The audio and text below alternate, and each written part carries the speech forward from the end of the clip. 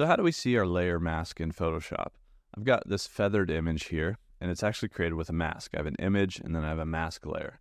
There's two different ways I would look at this layer mask.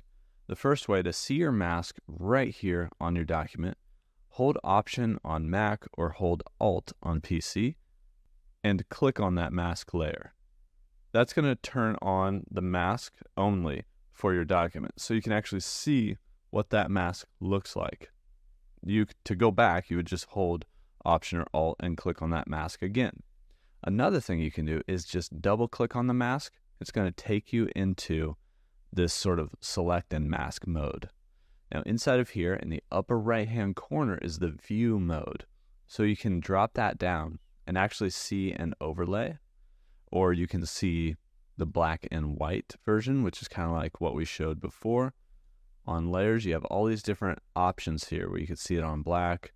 The overlay option is helpful, kind of shows in red where that mask is, and then the black and white option is helpful too.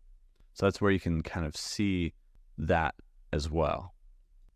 And that's how you can see your layer mask here in Photoshop.